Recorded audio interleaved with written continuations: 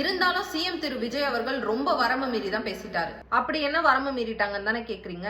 தந்தையை தொலைத்த மகன்னு சொல்லிட்டு சட்டசபையில ஒரு குட்டி கதை சொல்லியிருந்தாங்க. ஆனா இத பார்த்து ட்ரிகர் ஆன எதிர்கட்சி தலைவரான உதயநிதி ஸ்டாலின் என்ன பண்ணிருக்காருன்னா, கணவரை தேடிக்கொண்டிருக்கும் மனைவின்னு சொல்லிட்டு ரொம்ப பர்சனலா இறங்கிட்டாங்க. ஆனா இந்த வீடியோல நான் சிஎம் பேசினதை ஜஸ்டிஃபை பண்றதுக்கு வரல. சிஎம் அதை பேசாம கூட அவாய்ட் பண்ணிருக்கலாம். ஆனா இந்த இடத்துல உண்மையிலேயே எதிர்கட்சி தலைவரான உதயநிதி ஸ்டாலினோட அப்பா அரசியல்ல இருக்காரு.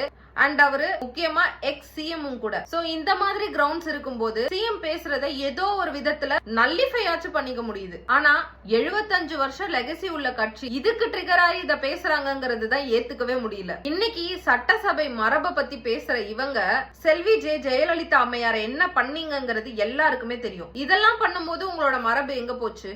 சரி, இப்போ ரீசெண்டா சோஃபா மாடல், அட்லி, புஷ்பா படம் இப்படி எல்லாம் பேசுறது அவை மரபா?